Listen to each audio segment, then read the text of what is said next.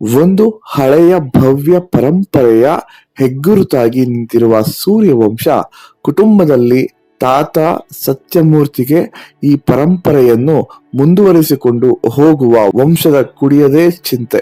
ಯಾಕಂದ್ರೆ 20 ವರ್ಷಗಳ ಹಿಂದೆ ಮೊಮ್ಮಗ ಸೂರ್ಯವರ್ಧನ ಕಾಣೆಯಾಗಿದ್ದಾನೆ. ಆದ್ರೆ ಆತ ಬರುವ ಸಾಧ್ಯತೆ ಇಲ್ಲ ಎನ್ನುವುದು ಕುಟುಂಬದ ಉಳಿದ ಸದಸ್ಯರ ನಂಬಿಕೆ.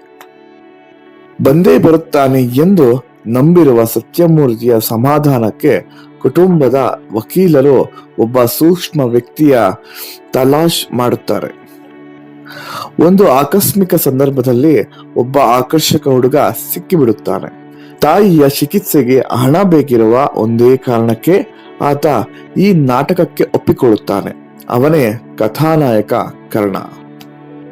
ಕರ್ಣ ಸೂರ್ಯವಂಶಕ್ಕೆ ಕಾಲಿಟ್ಟ ನಂತರ ಮುಂದಿನ ದಾರಿ ಸವಾಲುಗಳಿಂದ ತುಂಬಿರುತ್ತದೆ. ಮನೆಯೊಳಗೆ ಹೊರಗೆ ವಿರೋಧಿಗಳಿರುತ್ತಾರೆ. ಅದೇ ಊರಿನಲ್ಲಿ ಸೂರ್ಯವಂಶದ ಬದ್ಧ ಶತ್ರು ಕಾಳಿಂಗನ ಕುಟುಂಬವಿದೆ. ಅವನ ಆಟಾಟೋಪ ಮಿತಿ ಮೀರುತ್ತಿದೆ.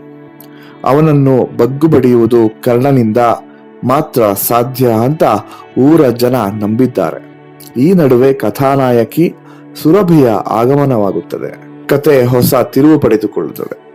ಎಲ್ಲ ಸವಾಲುಗಳನ್ನ ಸೂರ್ಯನಾಗಿ ನಟಿಸುತ್ತಾ ಕರ್ಣ ಹೇಗೆ ಎದುರಿಸುತ್ತಾನೆ, ಕರ್ಣನೇ ಸೂರ್ಯವಂಶದ ಕುಡಿ ಸೂರ್ಯವರ್ಧನ ಎನ್ನುವ ವಿಷಯ ಹೇಗೆ, ಯಾರಿಂದ, ಯಾವಾಗ ಬಹಿರಂಗವಾಗುತ್ತದೆ, ಇವೆಲ್ಲ ಮುಂದಿನ ರೋಚಕ ತಿರುವುಗಳು.